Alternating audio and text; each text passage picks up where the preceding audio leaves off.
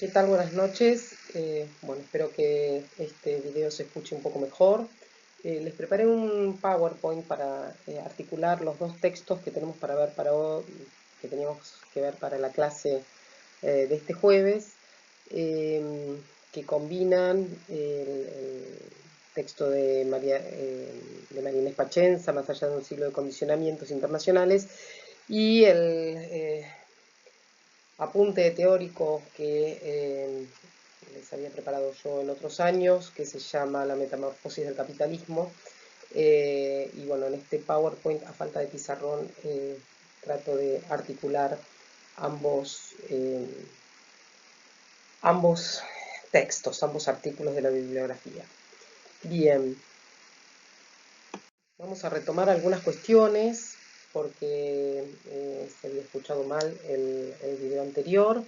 Eh, Nosotros partimos del análisis de la génesis y conformación de la estructura social latinoamericana y argentina, y para esto analizamos, y esto está bien explicado en el texto de Pachensa, tomamos como dimensiones la dimensión internacional, la dimensión nacional y la dimensión local, y para analizar estas tres dimensiones partimos de la discusión de cómo fueron interpretadas estas relaciones en el sistema mundial, cómo se fue pautando esa articulación, esa relación entre el sistema nacional y el sistema internacional, y cómo eso fue configurando diferentes expresiones espaciales, diferentes configuraciones espaciales, que es lo que ustedes ven no solo, digamos, a nivel internacional por la División Internacional del Trabajo, sino a nivel nacional y local, que es lo que ustedes trabajan más en profundidad en las clases de los prácticos. Les decía que habíamos comentado en la introducción, en la clase de bienvenida, de presentación que habíamos preparado el jueves pasado, habíamos presentado y discutido que hay diferentes perspectivas, diferentes puntos de vista para analizar, diferentes teorías que interpretan esos vínculos y esa relación, y que son las que se conocen como teorías interpretativas sobre las posibilidades de desarrollo de los países, y que fundamentalmente veíamos dos vertientes: una vertiente que es, digamos, desde la perspectiva de los países desarrollados, fundamentalmente lo que se conoce como la teoría de la modernización, de la modernidad triunfante, o en el texto de Pachensa les habla de Rostow y de los neo-rostownianos, que entienden el desarrollo como un desarrollo por etapas, es decir, una perspectiva etapista, que sigue las pautas de desarrollo que han tenido los países industrializados, desarrollados del centro, y que tiene como modelo, digamos, como meta, como modelo de desarrollo y como punto de llegada el tipo de desarrollo norteamericano. Fundamentalmente es una teoría que, si bien hay precedentes, que cobra auge, y por eso se llama de la modernidad triunfante, cobra auge post Segunda Guerra Mundial. Después lo vamos a relacionar con la cuestión histórica. Bien, o teoría del desarrollo. ¿Qué es lo que plantea Rostow, o qué es lo que plantean los neorostonianos? Que en los países, para desarrollarse, necesitan un incremento en la acumulación del capital del 10 al 15%, y con esa acumulación de capital están en condiciones de, se produce una etapa que se conoce como etapa de take-off o despegue, que son las posibilidades de despegue para el desarrollo de los países. Bueno, hay diferentes investigaciones empíricas desde la perspectiva latinoamericana. Por ejemplo, autores como Lelio Mármora, que comparan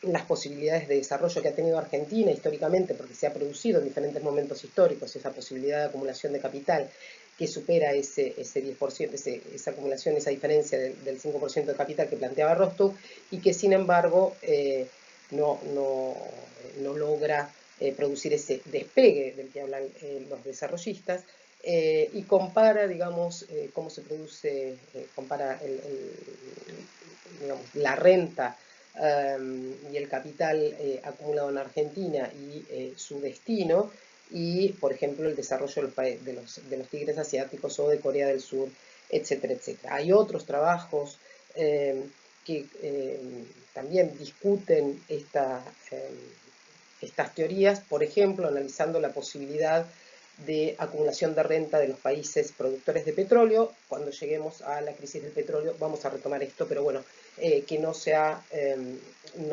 utilizado justamente para producir ese take-off o para producir ese desarrollo de los países. Desde la perspectiva latinoamericana tenemos lo que habíamos comentado la clase pasada, que no se había escuchado, y por eso lo pongo acá y lo repito para que les quede en la filmina.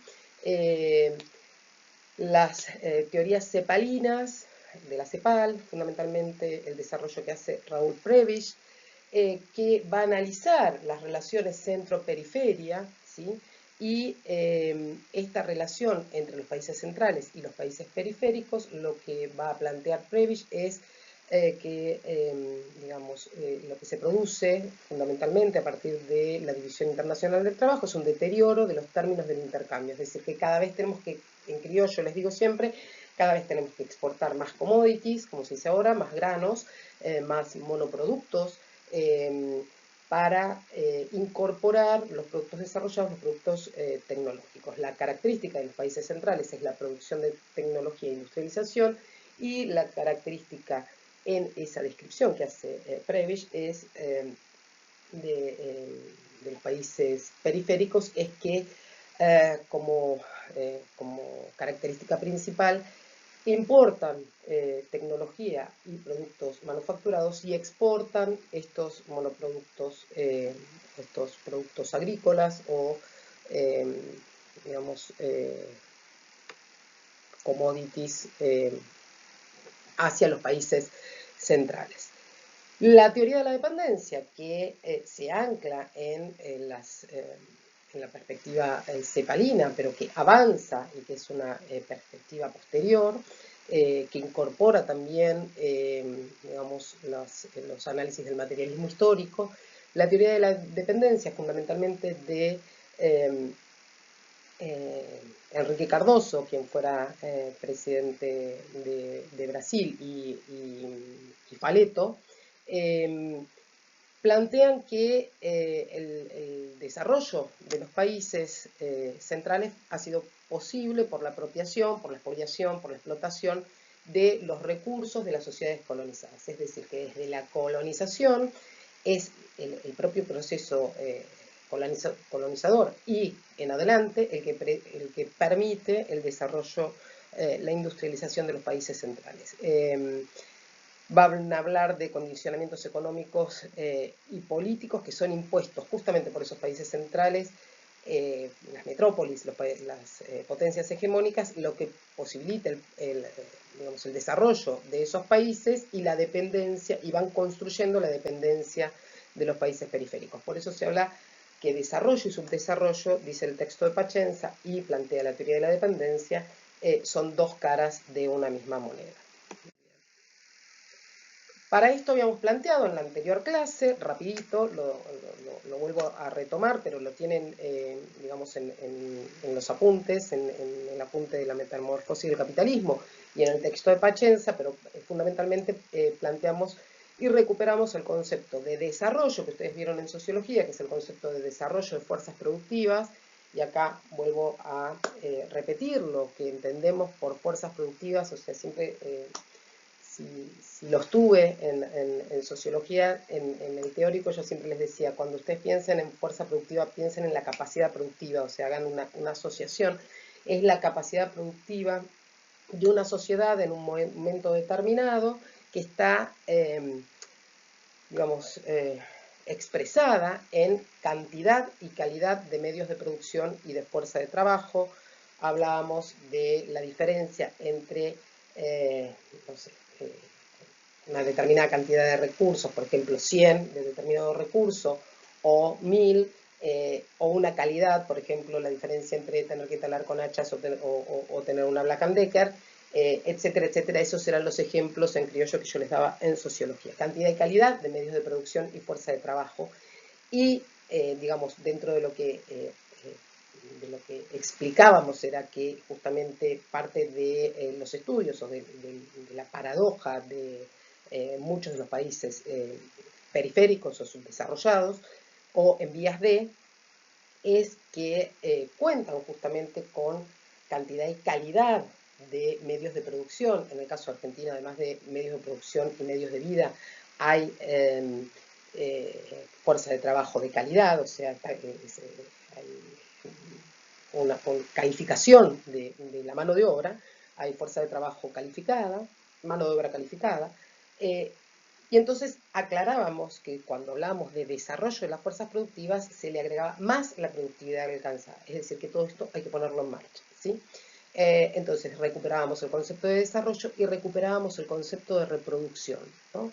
¿Por qué el concepto de reproducción? Bueno, porque habíamos visto que el concepto de reproducción no implica solamente la reproducción de productos para el mercado, o productos para el consumo, para la producción de mercancías o de bienes para intercambiar en el mercado, o de bienes con valor de uso para consumir, para el consumo personal, sino que implicaba una masa de recursos naturales más o menos afectados, o más o menos, digamos, disponible, una determinada organización social sobre un territorio, una determinada expresión espacial de esa organización, es decir, que hablamos de la reproducción de la sociedad o de la comunidad como comunidad, de la organización social como organización social. Y que desde el punto de vista de la reproducción podemos verla desde dos perspectivas, desde una perspectiva, y por eso retomamos este concepto, desde una perspectiva, cuáles son las condiciones de reproducción o las estrategias de reproducción de capital, para el modo de producción capitalista, y esto lo retoman ustedes en los prácticos cuando ven los modelos de acumulación, en tanto estrategias de reproducción y de acumulación de capital, para el modo de producción capitalista dependiente, en el caso del análisis de la sociedad argentina, y también se puede ver desde la reproducción de la fuerza de trabajo, es decir, cuánto de esa reproducción de la fuerza de trabajo está mercantilizada en un modo de producción capitalista dependiente, es decir, cuántas de los elementos y de los procesos que se necesitan para la reproducción de la fuerza de trabajo y de la familia deben conseguirse en el mercado, cuántas son producidas como valores de uso. ¿Por qué? Porque habíamos visto en sociología que, y vamos a volver a ver acá, pero de manera como práctica, aplicada, habíamos visto que el modo de producción capitalista avanza de dos maneras. Por un lado, destruyendo modos de producción preexistentes, precapitalistas, y por el otro lado, sosteniendo esos modos de producción que le permiten la reproducción en ciertos periodos estacionales, ya lo vamos a ver, la reproducción de fuerza de trabajo para el capital. Bien. Esto está muy bien explicado en Torrado, cuando ustedes vean en los prácticos modelos de acumulación. Bien. Entonces, las diferentes interpretaciones de cómo se conceptualiza el desarrollo, cómo se entiende el desarrollo, cómo se analiza el desarrollo desde una perspectiva de los países centrales, fundamentalmente eurocéntrica, o desde la perspectiva norteamericana, o desde la perspectiva de los países latinoamericanos, la visión que se tenga sobre las posibilidades del desarrollo tiene implicancias directas en la toma de posición de los tomadores de decisión, en la forma en que se plantea, digamos, las diferentes articulaciones de la estatalidad, en la construcción de proyectos políticos, en la organización política y en las posibilidades de la organización de determinada resistencia, ¿sí? Entonces, digamos, desde esta perspectiva y esta introducción que nosotros hacemos retomando a Pachensa, pero que pueden tomar, digamos, también pueden volver a releer si han leído textos de historia de América Latina o de Argentina, esto nos va a permitir ver cuáles son los condicionamientos para que, para luego comenzar a analizar las problemáticas, ¿no? Por eso decimos que estos dos conceptos que habíamos tomado, el concepto de desarrollo y el concepto de reproducción, como conceptos límites, que había aclarado que concepto límite quiere decir unificador de problemáticas, nos sirve para unificar, para atravesar problemáticas, nos permiten abordar después los temas que se desprenden de este eje sociohistórico. Este eje sociohistórico, yo acá les traje una cita de Pacenza, que dice, en el eje sociohistórico nos interesa fundamentalmente analizar la particular forma en que los países de la región se insertaron en el desarrollo capitalista mundial como tributarios de centros hegemónicos cuya función primordial fue succionar gran parte de las producciones nacionales en pro de su propio crecimiento y desarrollo. Eso es una cita del material que ustedes tienen para leer. Es decir, que lo que vamos a ver es cómo América Latina participa del modo de producción capitalista, pero digamos, de un modo de producción capitalista dependiente, y esto en el eje sociohistórico lo que vamos a ver es cómo esto se articula con estas estrategias de acumulación de capital para el capital que vamos a ver en los modelos de acumulación en Rothman y Romero y en el material de Torrado y después también en SBAM. Bien, es decir, cómo se establecen estos vínculos internacionales desde la colonización. Bien, ¿qué vamos a ver? Entonces, por un lado, los procesos a nivel internacional, que fundamentalmente los vamos a ver en los teóricos, aunque hagamos referencia, pero fundamentalmente en esta parte, en esta primera parte, vamos a tener diferentes lecturas de teóricos y prácticos, y entonces en los teóricos vamos a ver fundamentalmente los procesos a nivel internacional, cuáles son los factores y condiciones del proceso de colonización, cómo se establece la relación colonia-metrópolis en diferentes momentos, es decir, en una etapa precapitalista y de capitalismo comercial, es decir, precapitalista y en los inicios del capitalismo con el capitalismo comercial. Después vamos a analizar el paso de la hegemonía española a la hegemonía inglesa. ¿Por qué se produce ese paso y por qué España no puede usufructuar la expoliación y la explotación de metales y de los recursos de América, ni España ni Portugal?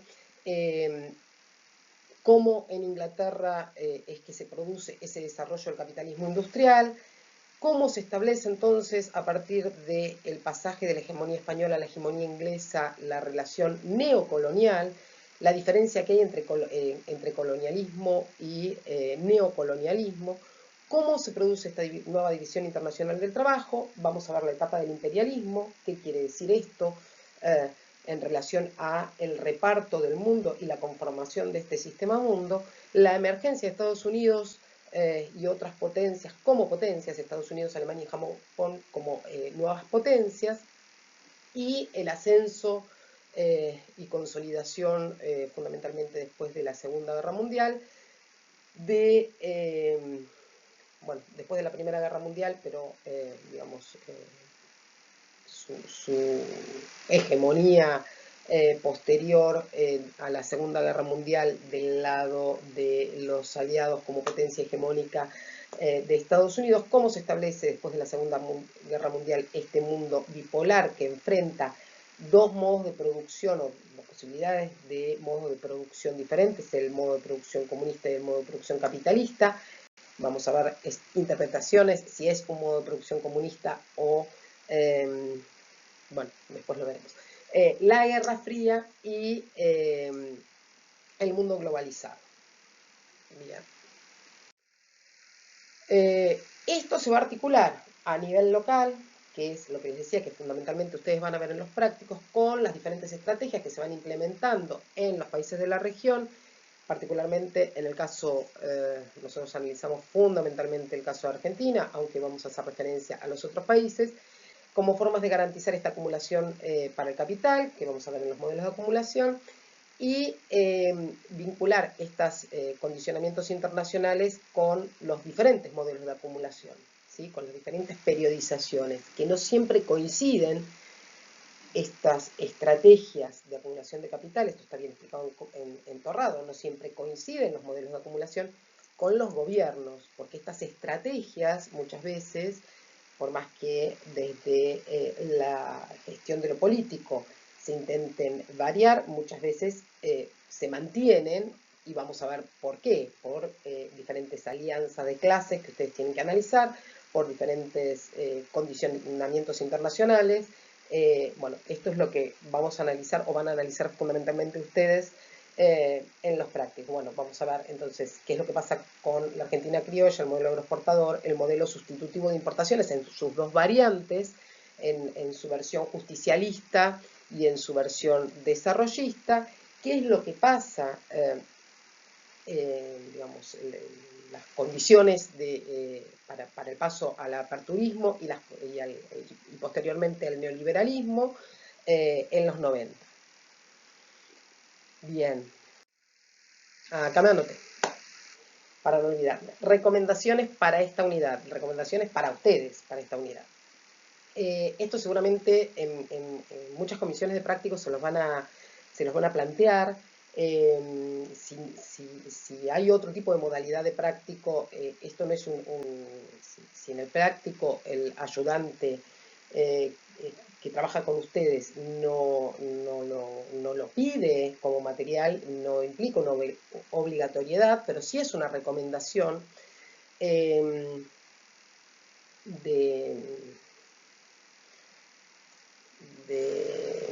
profesora que viene dando la materia hace 28 años, o 29, bueno, 28 años más o menos. La recomendación para ustedes de que en esta unidad fundamentalmente, aunque después lo pueden seguir completando, confeccionen un cuadro de doble entrada, ¿sí? Que articule estos materiales de teóricos y estas etapas que nosotros vemos en los teóricos, donde vamos a ver lo internacional, con el material de prácticos, donde van a ver el nivel local y latinoamericano, ¿no?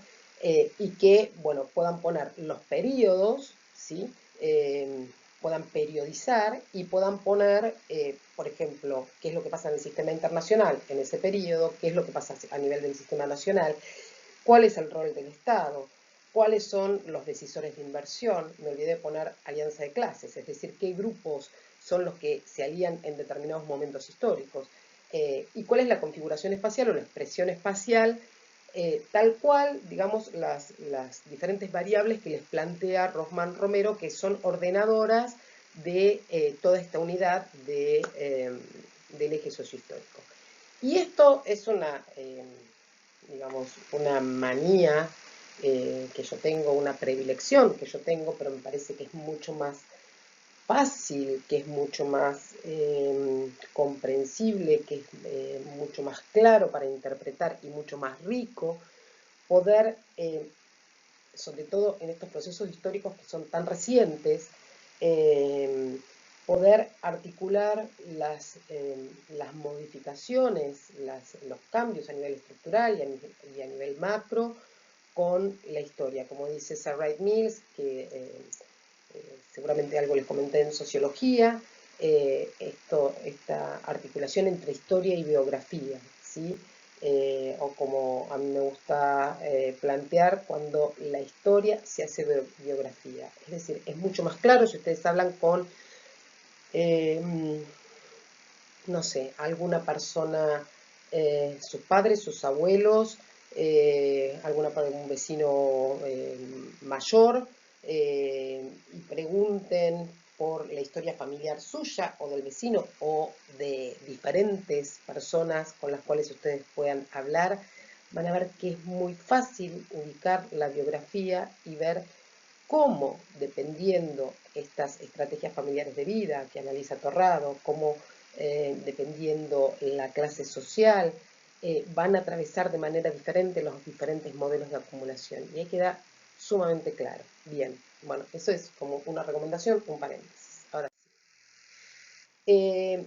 Me traje para, digamos, cerrar como esta introducción, una cita de Marx porque justamente Marx es el primero en hablar de la importancia de lo que es el sistema colonial para la expansión de la manufactura y después para la producción de la revolución industrial en Inglaterra. ¿Por qué? Porque dice que no solamente se va a constituir, las colonias se van a constituir en un mercado fundamental para esa manufactura, sino que van a ser van a constituir la fuente de acumulación de capital, ¿sí? Esto está en el primer acápite, en el segundo, no me acuerdo, de la acumulación originaria de capital.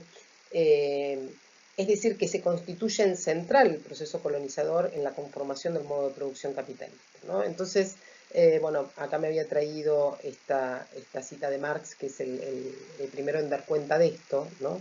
De esta acumulación originaria de capital que se produce a partir de la expoliación de recursos naturales de otra sociedad. Acuérdense que dentro de esa totalidad dialéctica está el hombre en relación con la naturaleza, ¿no? En esa relación. Bueno, acá tenemos una sociedad donde esa organización social está en relación con los recursos naturales, con las condiciones materiales de vida de otras sociedades. Y entonces, bueno, dice que es lo que posibilita la inversión en el proceso productivo. Y bueno, a ver, vamos a leer la cita. Dice: el capitalismo, aún en su prehistoria, ¿sí? Antes de ser modo de producción capitalista, el capitalismo, aún en su prehistoria, acumulación originaria de capitales, es un sistema mundial polarizado en centros hegemónicos, metrópolis y áreas dependientes, ligados entre sí con concretas relaciones de explotación. Lo que interesa remarcar aquí es el concepto de totalidad metrópoli-satélite, como desarrollo dialéctico de un único sistema mundial en el que, desde sus inicios, el pasaje a formas superiores de organización social de las naciones centrales es imposible sin la explotación subdesarrollante de otras áreas. Si bien la característica esencial, explotación subdesarrollante, permanecerá inmutable, las formas que va asumiendo dicha característica no permanecen inalterables, sino que por el contrario van cambiando en función de los cambios operados en los países centrales. Perdón, les traje una cita de Pacenza y pensé que había pegado la de Marx y pegué la de Pacenza. Bien, pero hace referencia justamente a la acumulación originaria de capitales de Marx. Bien, entremos entonces a describir cómo se produce la colonización en la colonización española. Y acá me parece que es central que recordemos, vuelvan al secundario o a la primaria, cuando les hacían el cuento de Colón, o les hablaban de Colón y las tres carabelas, y de los reyes católicos, y cómo la reina donó las joyas y todo esto. Bueno, en ese cuento, ¿sí? Si ustedes lo recuperan, hay, digamos, un dato que es importante, y es que la conquista y la colonización fue un proceso encarado por Castilla. Esto quiere decir, por eso nosotros hablamos castellano, es decir, antes de que existiera Internet, que dice que nosotros hablamos español, a nosotros en las escuelas nos enseñaban que nuestro idioma era el castellano. ¿Por qué es el castellano? Bourdieu, les traigo Bourdieu, les traigo de nuevo sociología, esta idea de la violencia simbólica. Hablamos castellano porque la empresa colonizadora la organiza Castilla.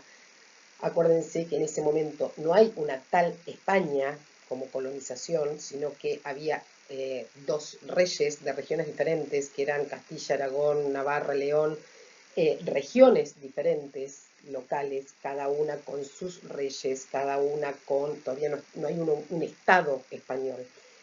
Y Castilla produce entonces un proceso colonizador externo, que es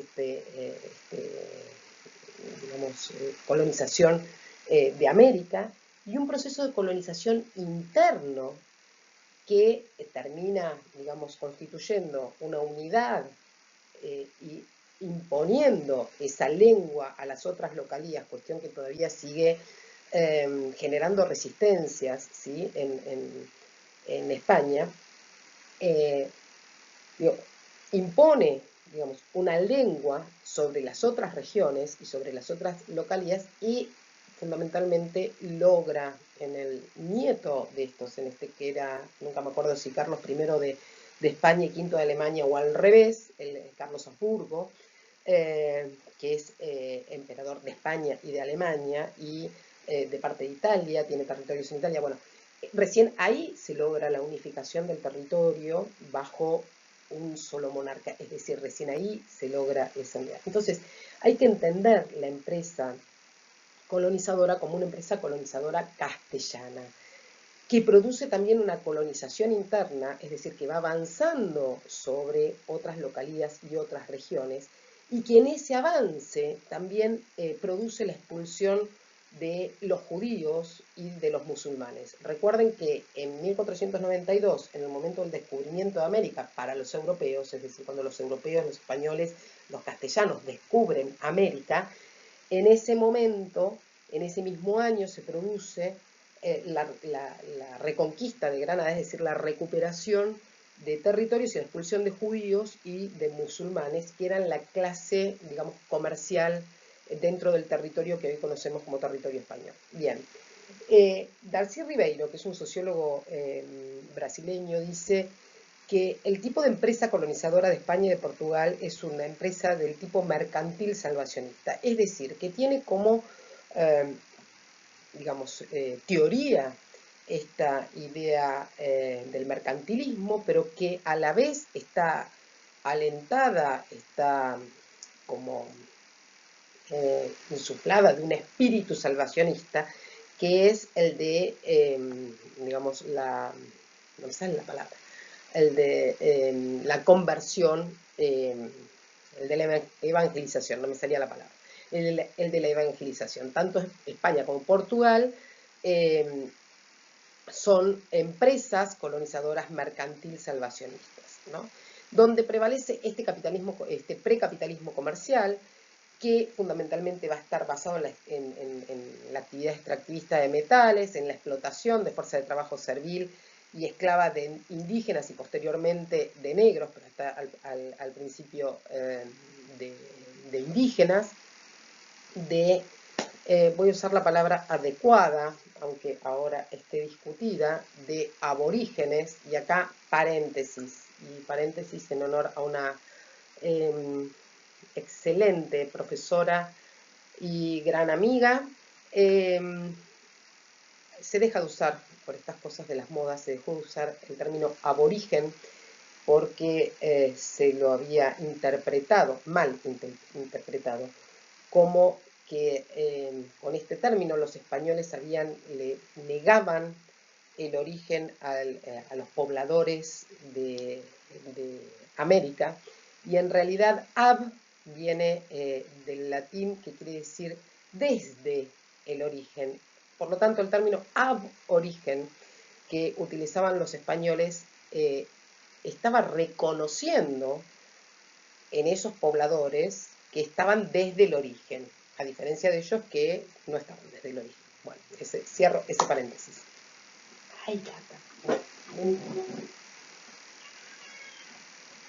Me está rasguñando. Les presento a Osama, que quiere salir. Espera, que abro la puerta. Ahí va.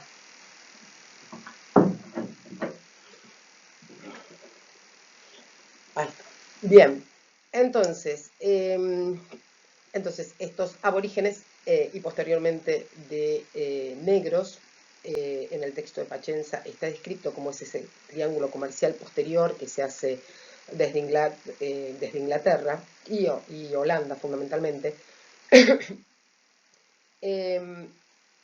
hasta mediados del siglo XVIII. Lo que funciona es el monopolio comercial con las colonias, es decir, que supuestamente las colonias, y esto digo supuestamente porque sabemos que desde muy tempranamente empezó a funcionar fundamentalmente con Inglaterra, pero también con otras, con Inglaterra en el caso del territorio actual argentino, del Río de la Plata, pero con otros países también empezó a funcionar el contrabando de diferente tipo, que pasaba por encima de las regulaciones del monopolio comercial establecido por España. Bien.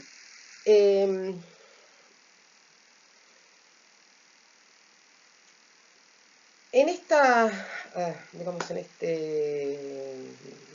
esta diapo, vamos a ver cómo se van configurando, digamos, a partir de este tipo de precapitalismo comercial, extractivista, cómo se van a ir configurando diferentes áreas o regiones, que si lo entendemos, y espero que se pueda entender,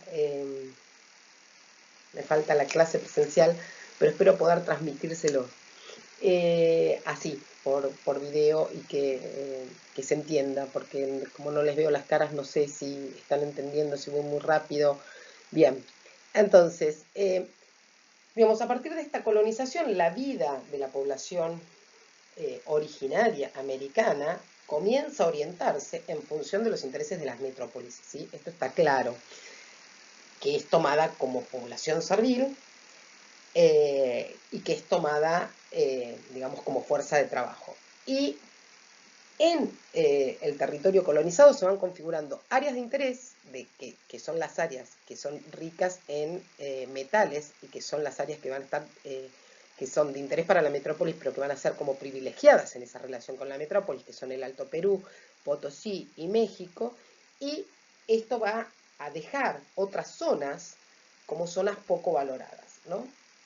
Sin embargo, esas zonas poco valoradas por la falta de piensen en la comunicación en ese momento, en lo que era la flota española, que era insuficiente, que tardaba meses, justamente, y que tenía zonas valoradas para el intercambio, digamos, no para el intercambio, para la extracción minera, al no llegar los productos suficientes para, ni siquiera para la producción minera que se estaba haciendo, comienza a desarrollarse alrededor de ese área privilegiada, comienzan a desarrollarse pequeñas manufacturas y pequeñas industrias locales, florecientes, y acá yo siempre cuento una anécdota, si van a, que cuando uno ve eso, se da cuenta por qué en el interior queda ese resquemor,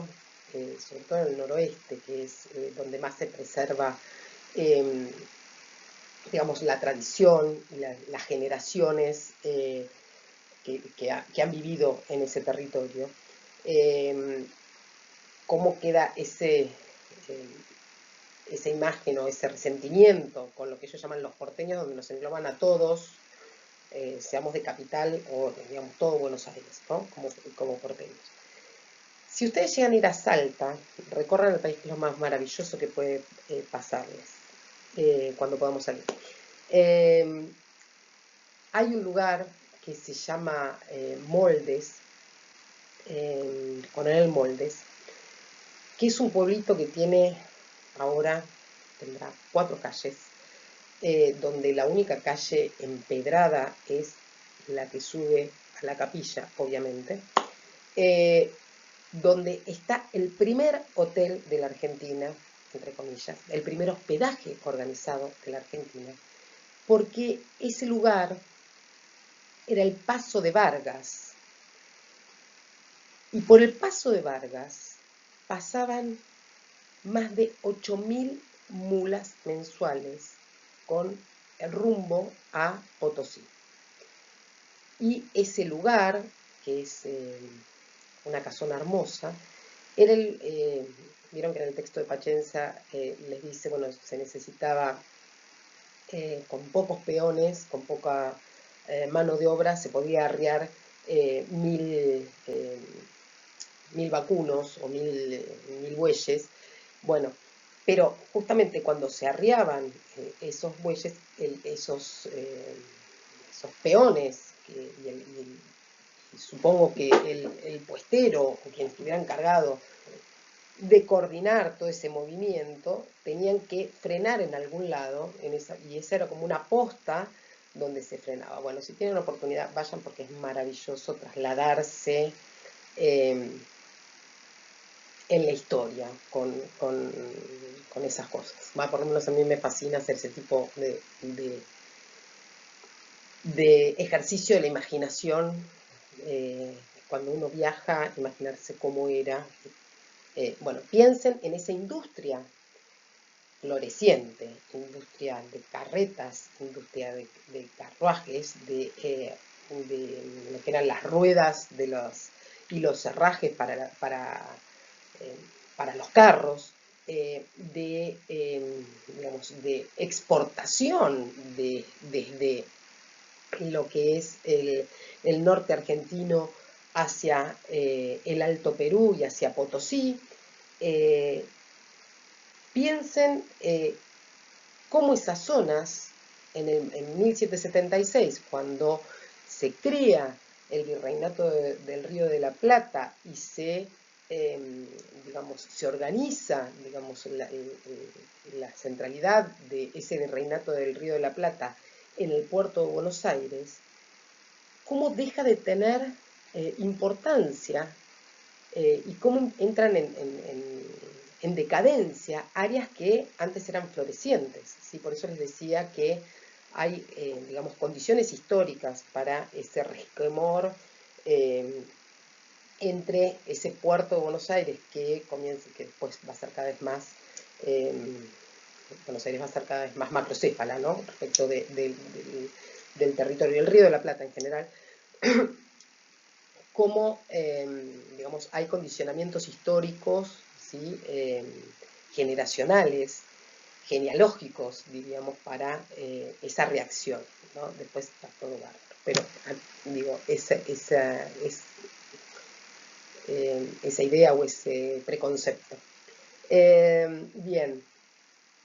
Entonces, estas zonas de desarrollo de la industria local, cuyos productos pueden competir, ¿sí? Y eso está en el texto de Pachenza, en precio y calidad con los productos europeos, pero además estaban en territorio y los otros no llegaban porque la flota y el monopolio comercial impedía que llegaran desde Europa. Por lo tanto, eso promovía la industrialización local, la manufactura local. A diferencia de lo que hacía Inglaterra con sus colonias, que controlaba justamente fuertemente que los productos locales no compitieran con sus propios productos. Bueno, si no lean el tema del té en Estados Unidos u otras historias, ¿no? Donde lo local compite, o del tabaco, donde lo local compite con su producción y con su comercio, con su intercambio.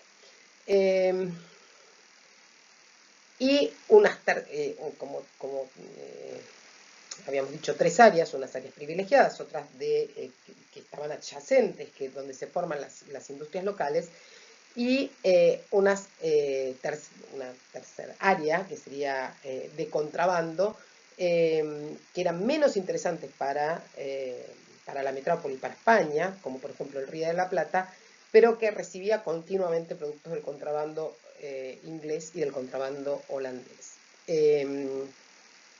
Bien. Se está haciendo re larga la clase. Bien. ¿Cómo se produce ese paso de la hegemonía española a la hegemonía inglesa? Habíamos visto que cuando se produce la colonización interna de España, recién les había comentado, lo que se produce es un estrangulamiento estructural, porque justamente expulsan a la clase comercial que podría haber hecho ese desarrollo de la burguesía en España, y por lo tanto, digamos, todo lo que ingresaba, como España, digamos, necesitaba de esas manufacturas y quería adquirir esas manufacturas, todo lo que iba ingresando desde América terminaba terminaba en las arcas inglesas, y por eso termina financiando la manufactura de Inglaterra y de Francia. Después en el texto hay un pie de página donde explico por qué Francia no logra ser, por cuestiones de ese estado absolutista que ahoga el emprendimiento, digamos, no permite, es una carga muy fuerte, no permite el desarrollo de determinados emprendimientos y por lo tanto quien logra apropiarse de esta acumulación originaria es fundamentalmente Inglaterra, que en Inglaterra se venían dando procesos que favorecían, así como en España se produce este estrangulamiento estructural de la clase comercial, en Inglaterra, al revés, se van dando procesos que van a favorecer ese desarrollo de la manufactura y posteriormente de la industria. Que por un lado, que ustedes lo vieron en sociología, que es el tema del cercamiento de los campos, que lo que produce es la expulsión de mano de obra campesina que se transforma de mano de obra rural en mano de obra campesina, en mano de obra asalariada para la manufactura. Perdón. La revolución agrícola que se da de la mano de este cercamiento de los campos, que se da, digamos, transformando las tierras de labor en tierras de pastoreo para los ovinos, para el ganado ovino, y que es la materia prima necesaria para los telares, ¿sí? Para la manufactura urbana que se está produciendo en Inglaterra y la posterior revolución industrial. Entonces, esto va permitiendo la consolidación de Inglaterra como potencia hegemónica y va a producir una nueva, se van dando las condiciones para que se produzca esta nueva división internacional del trabajo entre países productores de materias primas para la industria y países productores de productos manufacturados, ¿no?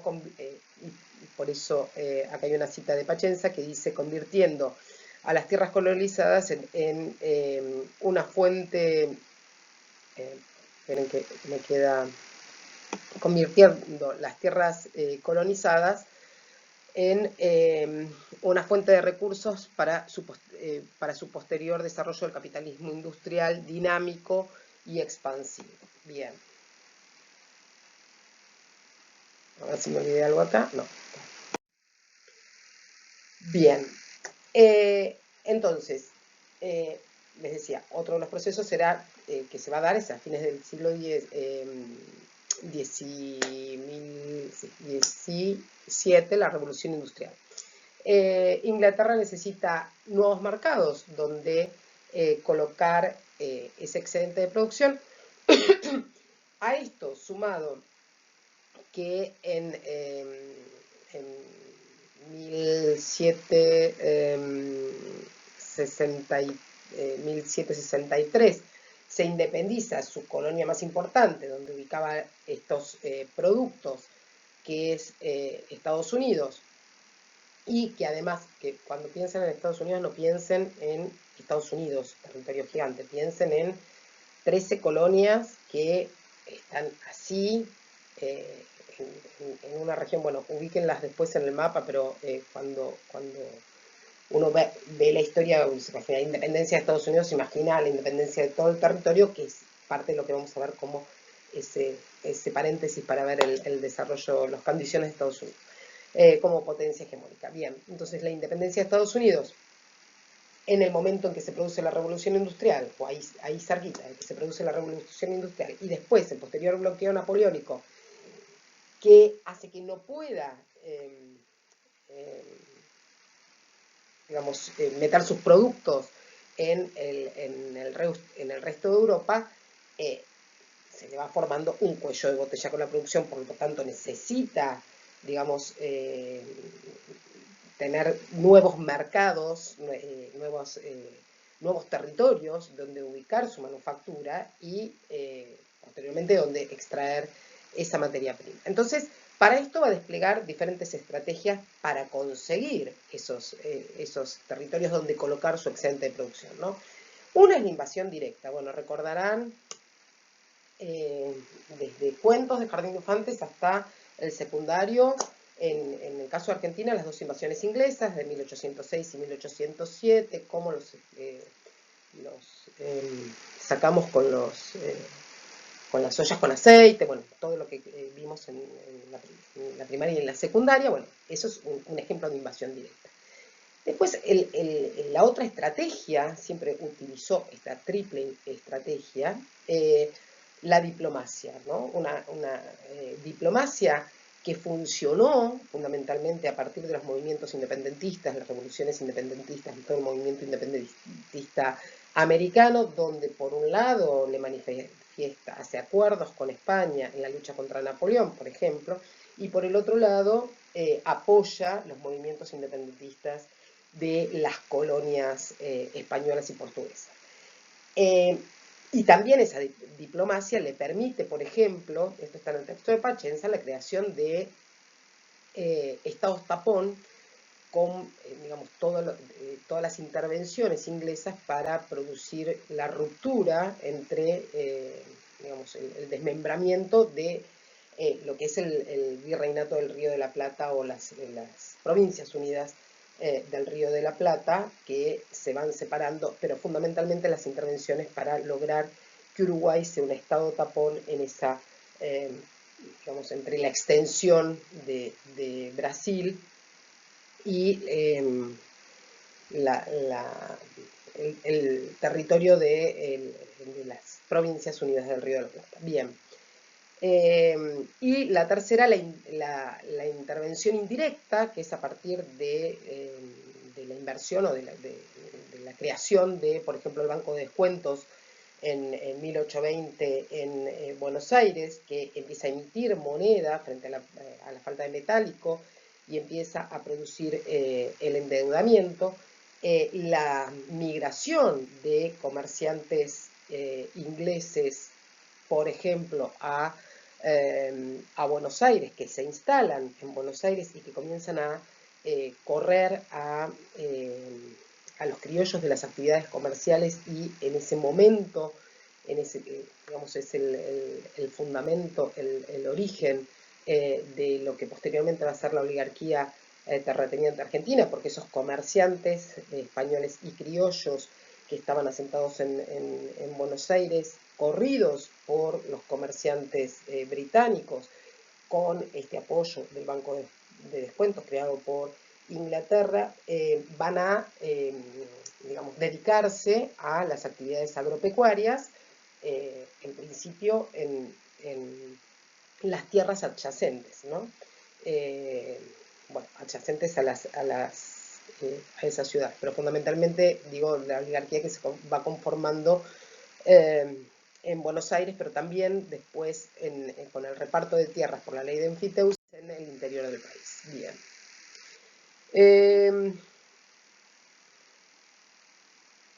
Esta característica de la inversión de capitales, de la intervención indirecta en regir, en intervenir mediante la inversión en infraestructura o la inversión o mediante préstamos donde ubica el excedente de sus capitales, Inglaterra va a ser lo que va a dar forma a una nueva etapa, que es la de su hegemonía, pero la del neocolonialismo, es decir, donde no hay una dependencia política directa, no somos una colonia que depende administrativamente de Inglaterra como metrópoli, pero somos una neocolonia en el sentido de que dependemos económicamente de los tomadores de decisión, de los inversores y de esa relación económica con esta potencia hegemónica. Entonces, digamos, este desplazamiento de España lo que va a hacer es redefinir la problemática económica de América Latina,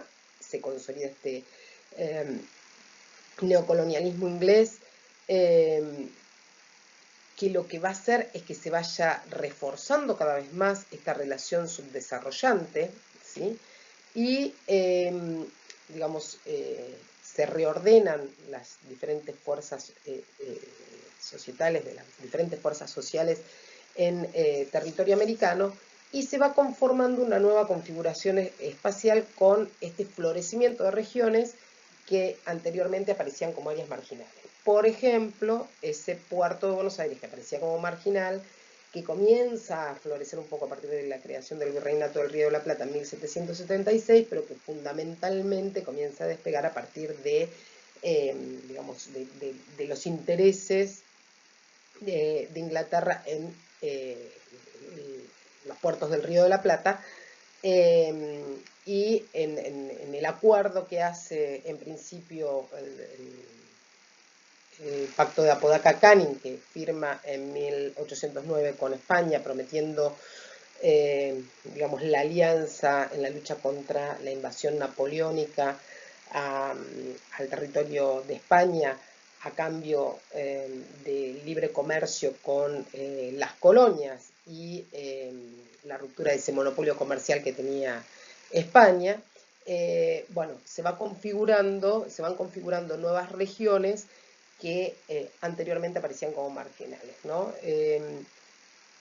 Todo el territorio argentino cobra importancia respecto de lo que antes, digamos, interesaba, que era el Alto Perú, Bolivia, México, o sea, Bolivia como la zona de Potosí, el Alto Perú, dentro de este proyecto hegemónico inglés.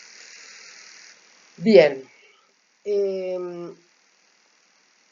digamos, dentro de lo que es el neocolonialismo inglés, la forma de penetración de esta etapa entonces sería vía exportación de capitales y de préstamos, ¿no? Bueno, les dije, en nuestro país el banco de descuento, que es manejado por ingleses, que comienza a, a imprimir papel moneda, y que va a abastecer, digamos, el Puerto de Buenos Aires, después, bueno, la instalación de estos comerciantes ingleses. Bueno, como parte de ese neocolonialismo inglés, lo que tenemos es, entonces, en esa firma con España del Tratado de Apodaca-Canning, que se da, como les decía recién, en 1809, en el que acuerdan luchar contra Napoleón. Esto marca el inicio de la dominación inglesa en el Río de la Plata y marca como hito, digamos, si bien es un proceso, marcamos como hito esto, el paso del colonialismo al neocolonialismo. 1809, Tratado de Apodaca-Canning, acuérdense o márquenselo en ese cuadro de doble entrada, en esa línea de tiempo o en ese cuadro de doble entrada. Bueno, la doble política que ya las comenté frente a los procesos independentistas, que por un lado va a apoyar a España a controlar, dice que va a apoyar a España para controlar las revoluciones, y por el otro lado hay apoyo militar y apoyo económico para los rebeldes. Bueno, esto ya lo comenté, la conformación de la oligarquía terrateniente argentina a partir de 1820. Que nace la oligarquía terrateniente argentina, y bueno, lo van a ver cuando vean Rothman y Romero, pero acá una aclaración, que creo que ya también se las comenté cuando veíamos Weber en sociología. Hay una diferencia entre lo que es burguesía nacional, que se da en diferentes países latinoamericanos, y los países que tienen oligarquía terrateniente, como es el caso de Argentina, porque en términos weberianos la oligarquía tiene poder, ejerce poder en tres ámbitos, que son el poder en el orden económico, porque son los dueños de los grandes latifundios, los dueños de las tierras. En el orden político, porque recuerden de la historia argentina, después lo van a ver en Rothman y Romero, pero que, por ejemplo, la Liga de 14 Gobernadores, o en determinado momento, no sé, un grupo de caudillos, o esta Liga de 14 Gobernadores, deciden el destino de esta relación entre lo local y lo internacional, deciden el destino del país, estas 14 personas que forman parte de las oligarquías locales. Por ejemplo, en determinado momento, frente a acuerdos, en momentos donde ingresan productos importados, hay acuerdos entre las oligarquías locales para proteger productos de determinadas zonas de esas oligarquías. Por ejemplo, los vinos de la zona de Cuyo, por ejemplo, la industria azucarera en el norte, en Tucumán. Es decir, cómo tienen también poder político. Y poder social, es en ese digamos, poder simbólico sería este poder de nominación, porque son los patricios, ¿no? Son las familias patricias argentinas las que son parte de los nombres del proceso de independencia y del proceso civilizatorio. Entonces, digamos, tienen ese halo de prestigio que, digamos, que por eso son oligarquía y no burguesía, porque tienen justamente, ejercen poder en esos tres ámbitos de dominio que habíamos visto, en esos tres ámbitos de poder o de dominio que habíamos visto cuando veíamos Weber en sociología. Bien, la política de empréstitos como parte del dominio colonial, una cuestión que a mí me interesa porque me gusta ver imágenes anteriores para comprender mejor esta configuración espacial. Yo acá no se ve, pero hay un lugar que se llama, creo que el Arca, ahora lo veo, después me voy a fijar, donde están todas las imágenes y las fotos de cómo fue cambiando el puerto de Buenos Aires, que se había prometido con el préstamo, por ejemplo, este préstamo de la Baring Brothers en 1820, que era para cloacas y para el puerto de Buenos Aires, que no se logra construir y que después en el 56 recién le encargan a un arquitecto que es Taylor, le encargan el diseño de una parte, pero fundamentalmente, digamos, lo que se parece más a más cercano es las construcciones que desarrollan Eduardo Madero, por eso se llama Puerto Madero, esa zona, y el ingeniero Huergo, ¿sí? Por eso esa zona también hay una calle que se llama Ingeniero Huergo, que está bien. Les había dejado ahí un link que no se ve, a ver si logro ver qué puse, no veo. Bueno, después se los comento, porque no logro, me quedó en amarillo y no logro leerlo. Pero pueden buscar ahí las fotos, hay imágenes de todo lo que es el desarrollo del puerto de Buenos Aires. Bien, la consolidación del neocolonialismo va a coincidir con el proceso de, digamos, cuando vean el modelo agroexportador, con el proceso de consolidación del Estado-Nación en Argentina, ¿sí? En esta etapa de 1850 a 1970, no, perdón, a 1870 se va a dar la consolidación de ese neocolonialismo. Me confundí acá, es un 8 en vez de 1970. En esta nueva división internacional del trabajo, cada país latinoamericano se inserta como monoproductor de materias primas. ¿Qué quiere decir monoproductor? Bueno, que se especializa en un producto, ¿sí? Por ejemplo, en la agroexportación o en la exportación de carne, por ejemplo.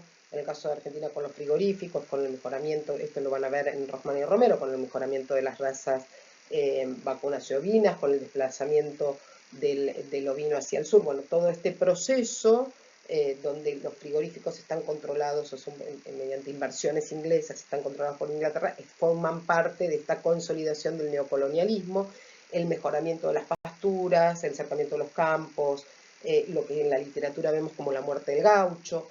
Bueno, todos estos procesos forman parte de la consolidación del neocolonialismo en Argentina y en América Latina. Los países entonces van organizando sus estados-nación. Fundamentalmente acá lo que tienen que ver a nivel local es el rol del Estado, ¿sí? Este rol que tiene que ver con la pacificación del territorio, ¿sí? Con la expansión de las fronteras para insertarse en el mercado mundial. Esa expansión de las fronteras comienza, digamos, en esa digamos, colonización interna, corriendo la frontera contra el indio, ¿sí? Que comienza con la primera frontera con Rosas, después con la Zanja Alsina, y después con las expediciones de Roca, pero que, bueno, ya desde Mar del Plata es parte de esa expansión, o sea, en 1829 que se llega con la frontera hasta donde estamos ahora, en Mar del Plata, en época de Rosas. Bien. su papel entonces, en la economía mundial como productores de materias primas, importadores de bienes manufacturados, que son dirigidos en esta División Internacional del Trabajo por Inglaterra. Y acá yo me puse un apunte para que ustedes recuerden que tienen que relacionar esta etapa justamente con el modelo agroexportador, con el excedente de capitales que se produce en Europa, excedente de capitales y excedente de población, fundamentalmente a partir de, que ahora vamos a ver, de la salida de la primera gran crisis que tiene el capitalismo, y relacionar, digamos, a partir de 1880 esto con esta inversión en infraestructura y con los procesos migratorios internacionales. Bien.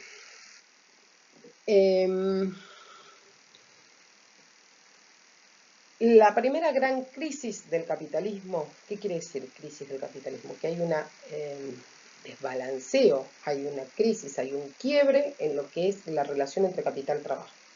La primera gran crisis que afecta la reproducción de capital para el capital se produce y que afecta, por lo tanto, esa relación entre capital y trabajo, se produce esta primera gran crisis en 1873, justo cuando termina esa consolidación del neocolonialismo, cuando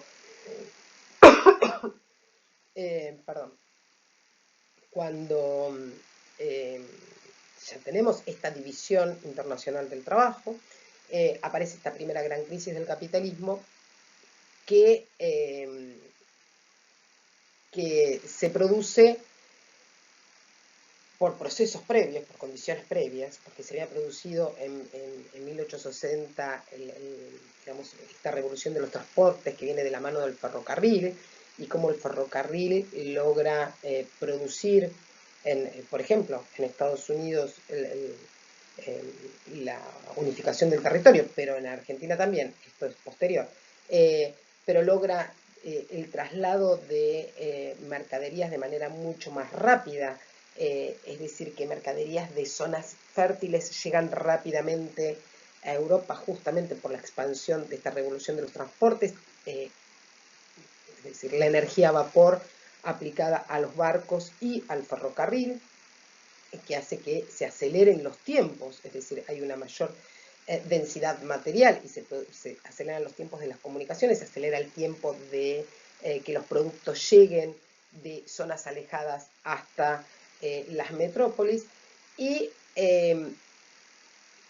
esta revolución de los transportes también lo que permite es producir ese sistema mundial, es decir, que se vayan incorporando todos los territorios, que todos los territorios sean descubiertos, que todos los territorios sean aprovechados, que todos los territorios sean colonizados o neocolonizados, repartidos entre las potencias. Y dice Wallerstein, dice, bueno, el capitalismo, a partir de esta revolución de los transportes, a partir de esta que comienza el reparto del mundo, de todos los lugares del planeta, la anexión de todos los lugares del planeta, puede crear la periferia. Recién a partir de este momento no es la colonia, sino que ya es la periferia, ¿sí? Esta periferia subdesarrollada, ¿no? Entonces, yo acá me había notado que 1873, que es la crisis del capitalismo, que tiene que ver con esta revolución de los transportes, y por esto, me lo puse acá porque justamente estamos pasando el tema de la pandemia, justamente coincide con la llegada de la epidemia de tifus a Argentina, ¿sí? En 1873, 1874, con los barcos europeos. Algunos dicen, bueno, no sé, había una novela que hablaba de la meretriz polaca. Hay barcos que llegan con mujeres y con digamos, migrantes en malas condiciones que traen tifus y se genera la tifus. Hay en literatura, hay textos hermosísimos, ahora que estamos en época de pandemia y de pestes.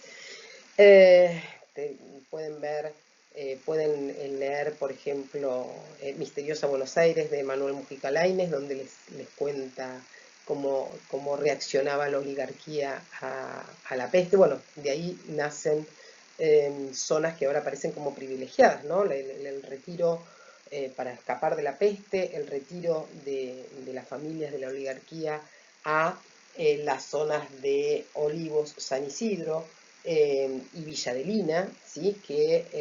Donde estaban las quintas, donde se podían alejar de esa epidemia. Bien, y las respuestas, ¿no? Bueno, después, si a alguno le interesa, pueden entrar a lo que es ahora el Museo del Inmigrante, pero que era el hotel de inmigrantes, era donde se les hacía pasar la cuarentena a todos los que llegaban, sobre todo después de la época de Sarmiento, y para prevenir estas epidemias se instaura como política a partir de 1880, creo, este hotel de los inmigrantes, que creo que estuvo en funcionamiento hasta 1930, donde los inmigrantes llegaban. Es re interesante recorrerlo, ¿no? Si tienen familiares que llegaron en los barcos, pueden consultar y están los nombres de los barcos, de las personas, les pueden buscar. Se alojaba a las familias ahí, y pasados o sea, una vez que se comprobaba que no tenían ninguna enfermedad, recién ahí podían entrar al territorio nacional. En época de la peste, primero se utilizó la isla de los estados, creo, para esto. Bien, nada, me había anotado eso y divagué. Vuelvo, entonces. El desarrollo del ferrocarril, justamente para poder producir la revolución del ferrocarril, necesitaron asociarse diferentes capitales, se necesitó conformar estas compañías por acciones, es decir, que se produce esta fusión de capitales que va a dar lugar a la creación de lo que es el capital monopólico, ¿sí? Posteriormente, que va a tener gran importancia. Entonces, yo acá les puse que para la fusión de capitales, para el desarrollo de la revolución de los transportes, es el origen de este capital monopólico, ¿no?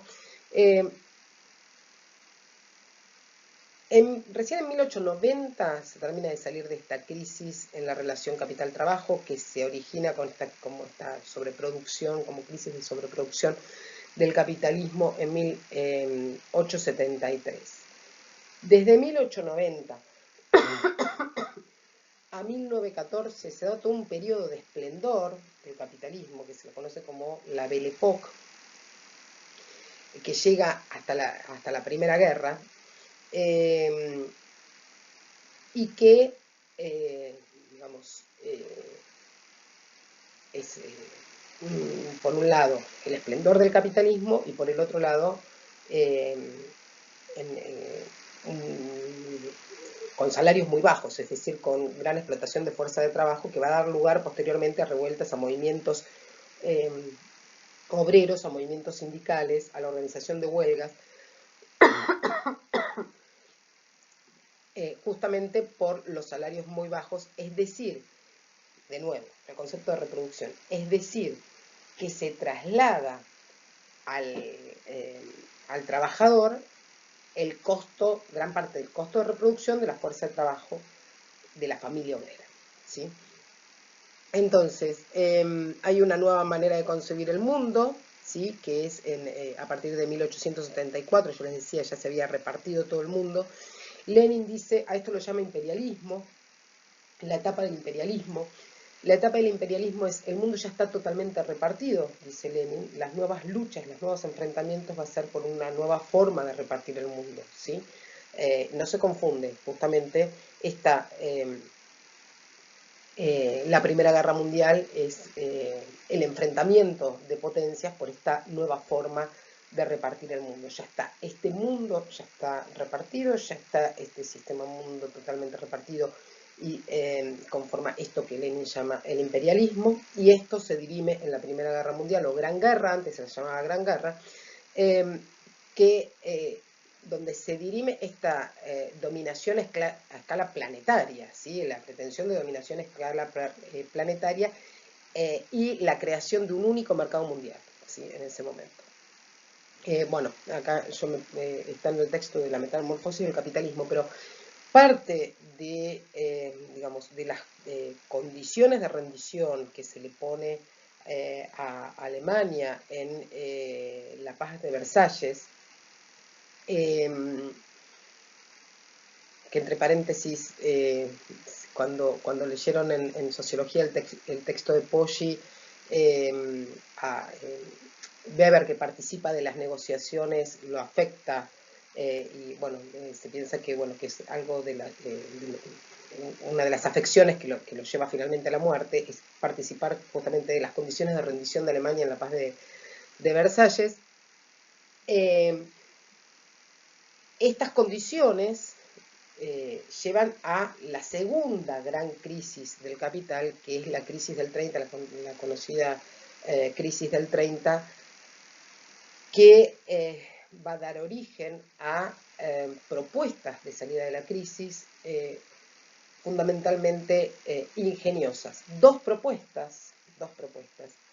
Una triunfa para la salida de la crisis del 30, que es la propuesta keynesiana, que es la que se implementa juntamente con el New Deal. Y la otra propuesta es la propuesta de House. Esto yo se los explico en el material, en la primera parte y la segunda parte de la metamorfosis del capitalismo, que no triunfa en ese momento, pero que es la que insistentemente se va a mantener y que finalmente es adoptada en la etapa neoliberal. Bien, espero no haber hecho lío, no sé. Después reviso a ver cómo quedó esta diapo. Les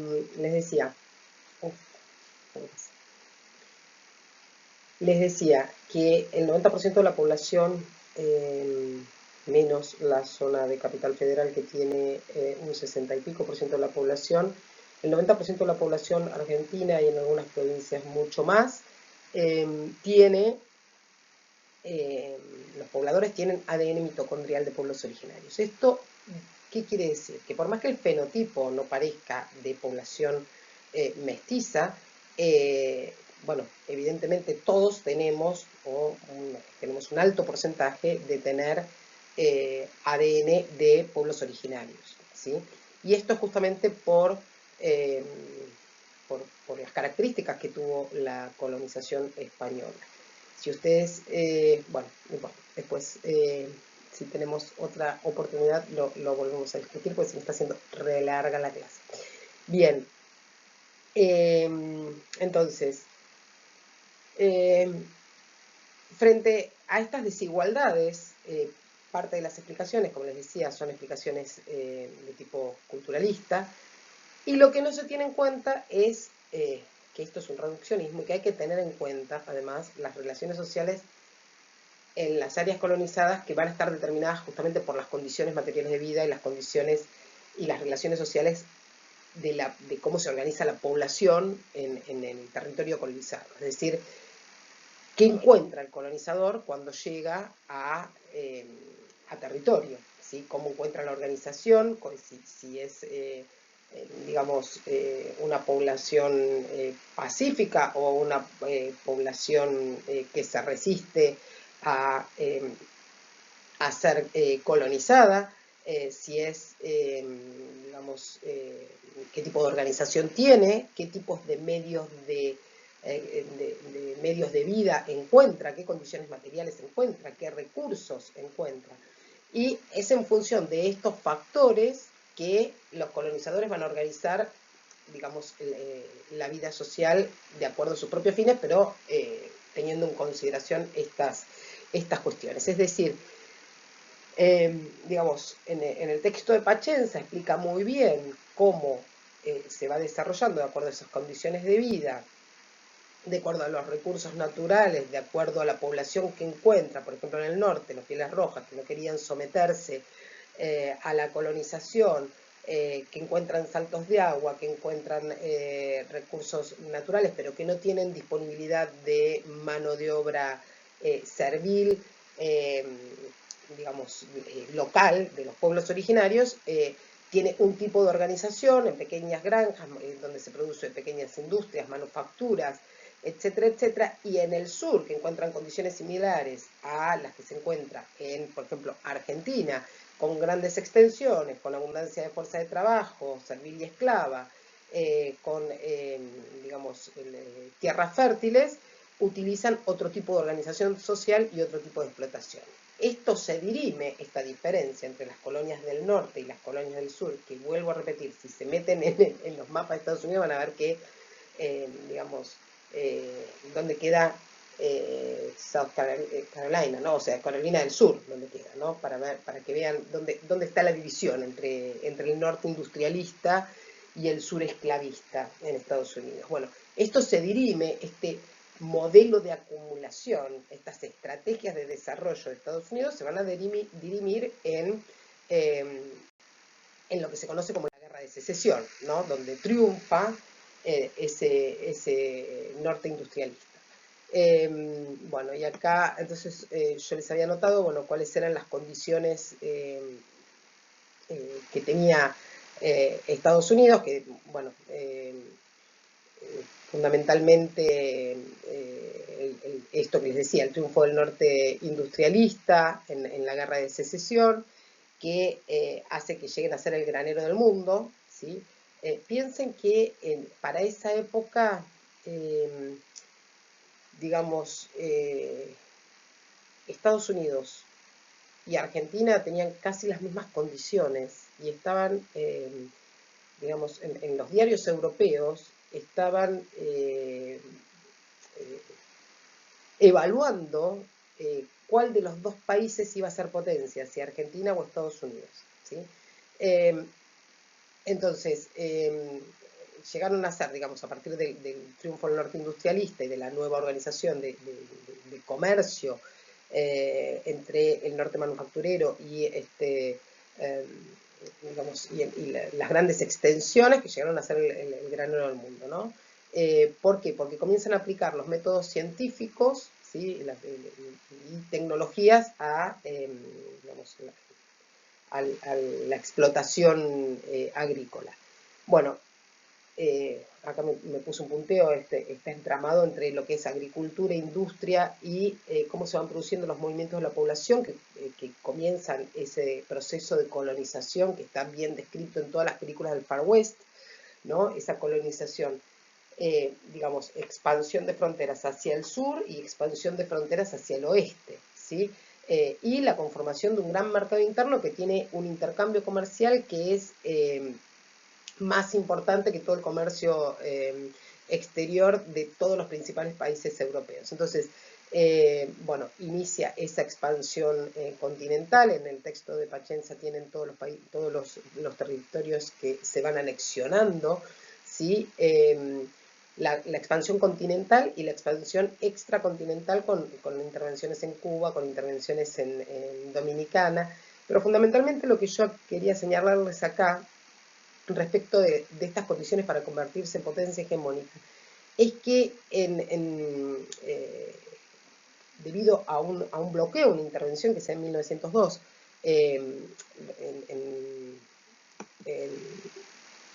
¿cómo se llama? En Venezuela, interviene Estados Unidos con este corolario de lo que se conoce como la doctrina Monroe, diciendo, bueno, ningún país puede intervenir o ningún país que no sea Estados Unidos puede intervenir y utilizar la fuerza en la doctrina Monroe era América para los americanos, ¿sí? Bueno, el corolario sería ningún país puede intervenir por la fuerza en un país latinoamericano por, por deudas económicas, o sea, no puede haber intervenciones en el caso que haya un país deudor americano. El paso de, digamos, todas estas condiciones, ¿sí? Digamos, de Estados Unidos lo llevan a convertirse, a que que pase a ser una potencia hegemónica a partir de la Primera Guerra Mundial. ¿Por qué? Porque todas estas condiciones se ponen en marcha, porque toda la producción industrial europea en la Primera Guerra Mundial está destinada a la producción de armamentos. Por lo tanto, el abastecimiento de alimentos, el abastecimiento de todo lo necesario para la vida y después para la guerra, digamos, lo provee. Estados Unidos se transforma en proveedor de los países que están en guerra. Pero además de convertirse en proveedor de los países en guerra, cuando ya no quedan fondos para comprar productos norteamericanos, Estados Unidos financia con empréstitos y esos empréstitos que toma Europa se usan en comprar productos norteamericanos, o sea que siguen financiando, siguen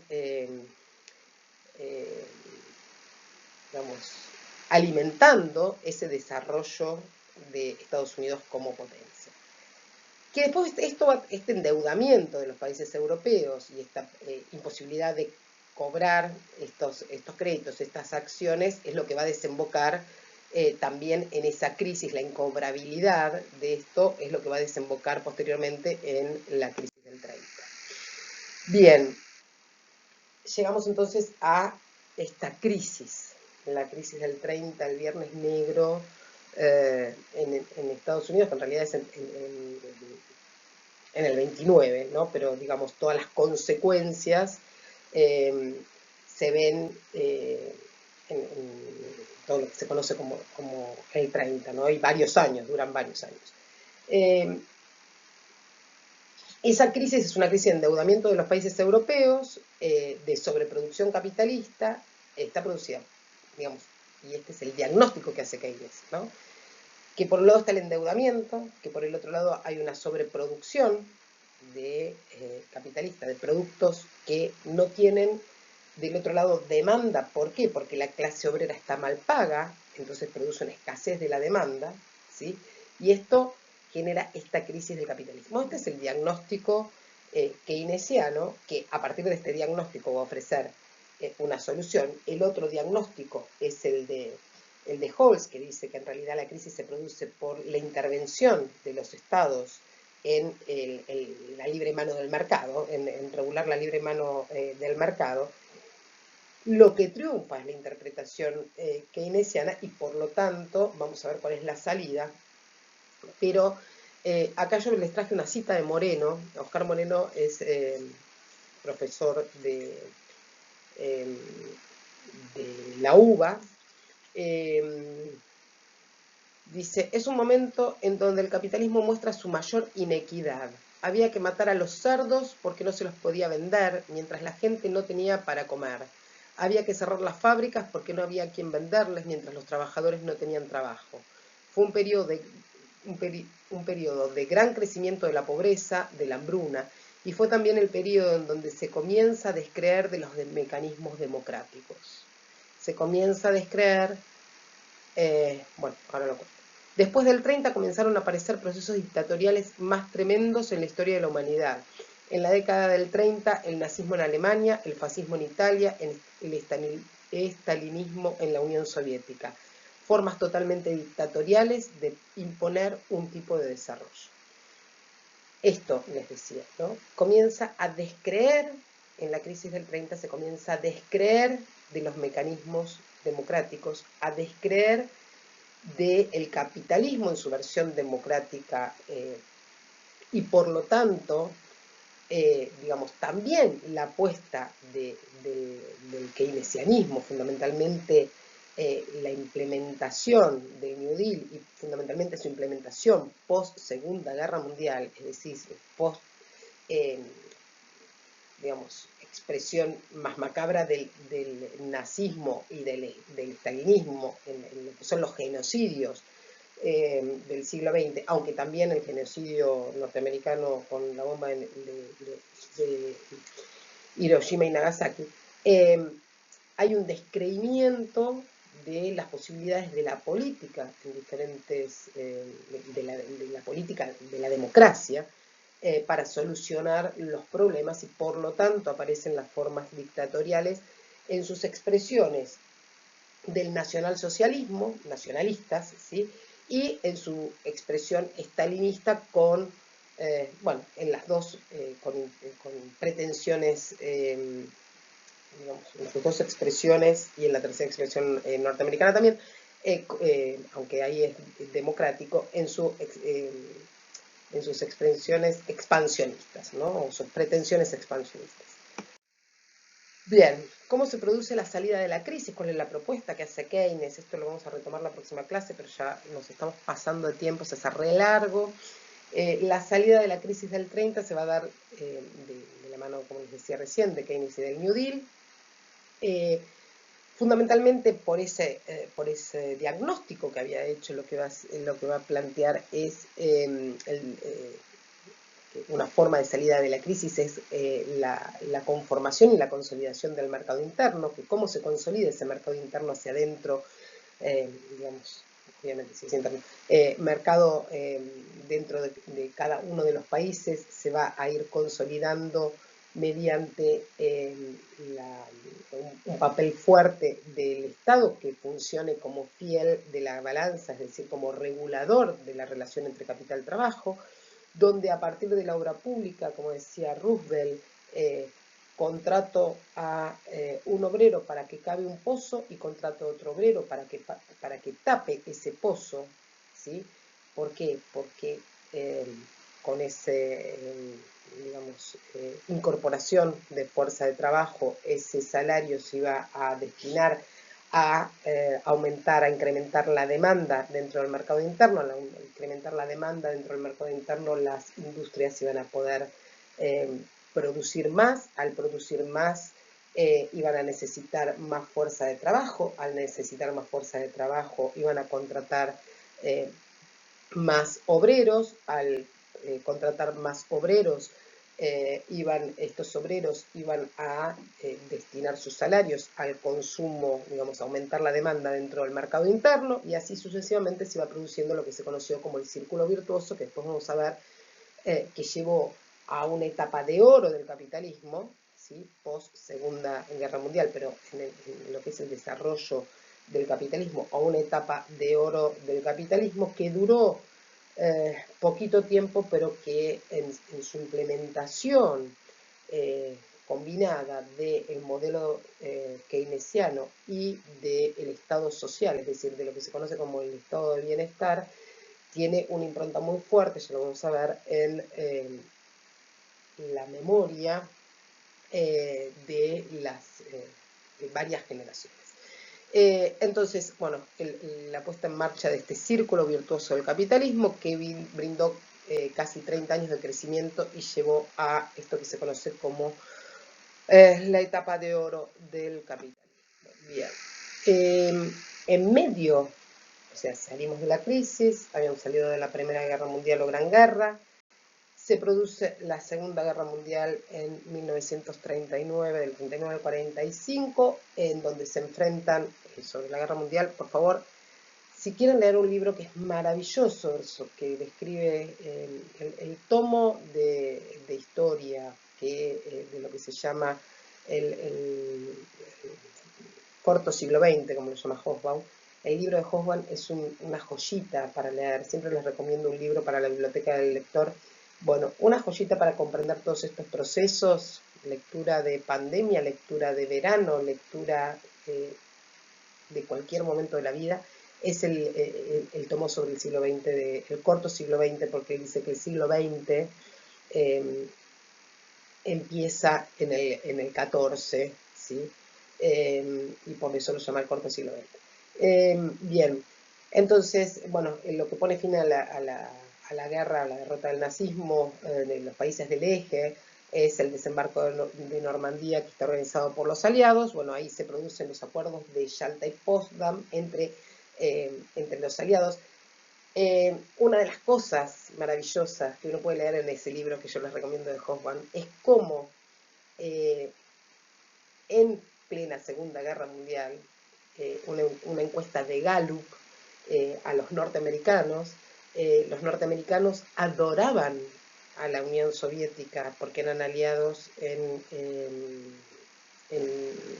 la Segunda Guerra, y después, bueno, se produce ese enfrentamiento que se conoce como el mundo bipolar, ¿no? Pero bueno, les decía, los tratados de Yalta, que es una isla de la Unión Soviética, y de Potsdam en Alemania, hace que los triunfadores se repartieran el mundo al punto que se distribuyen el control de Berlín, de la capital alemana, y que se empieza a construir esa división, ¿no?, entre Alemania federal y Alemania democrática, que siempre me resultó gracioso que muchos países que tienen en su denominación República Democrática, lo que menos tienen es de democrático. Pero bueno, digo, en el 45 en Potsdam entonces se reparten el mundo, y esto da origen a el mundo bipolar, es decir, hay dos potencias hegemónicas que se disputan el control del mundo, la Unión Soviética y Estados Unidos. Entre la Unión Soviética y el Estados Unidos se empieza a dar, posterior a la Segunda Guerra Mundial, lo que se conoce como la Guerra Fría, porque es una guerra que no se desarrolla en sus propios territorios, sino que se va a desarrollar de manera fría, porque en intervenciones en otros países, ¿sí? En conflictos e intervenciones, y apoyar conflictos de otros países. Bueno, entonces la Guerra Fría y el mundo bipolar, que enfrenta estas dos potencias líderes y enfrenta dos modos de producción, dos propuestas, dos modos de producción diferentes. Digamos, les decía, bueno, dirimieron sus conflictos, los puse ahí en otros países, y también mediante la carrera armamentística. Hay una película que no me acuerdo ahora el nombre, pero es una película maravillosa de la desilusión de los norteamericanos y cómo comienza la carrera espacial, los chicos que diseñan como el primer cohete, cómo organizan ferias científicas, no me puedo acordar el nombre, cuando Rusia gana la primera, la carrera espacial, el inicio de la carrera espacial, con el lanzamiento del Sputnik, ¿no? Y bueno, después, bueno, el viaje a la Luna, o sea, eso es parte de la carrera espacial y la carrera armamentística, ¿no? Y todo, la mayoría de ustedes ni saben de lo que les estoy hablando, salvo que vean películas o lean mucho. Pero digamos, siempre estaba como la amenaza siempre se habló del teléfono rojo, que era la comunicación directa entre Estados Unidos y Rusia para poder frenar la amenaza del botón rojo. Bueno, hay una película también que habla de eso, una película de ciencia ficción, pero que bueno, que muestra un poco el clima de la Guerra Fría, lo que pasaba también en Estados Unidos con el macartismo, con la persecución de los que pensaban diferente, que esto lo habrán visto por actores, eh, es un enfrentamiento, digamos, de modo de producción, pero es un enfrentamiento cultural, es un enfrentamiento armamentístico, es una carrera armamentística, un enfrentamiento en otros territorios, de intervención en otros territorios, de apoyo, de desarrollo de otros territorios para que queden bajo su égida, y la carrera espacial. Bien.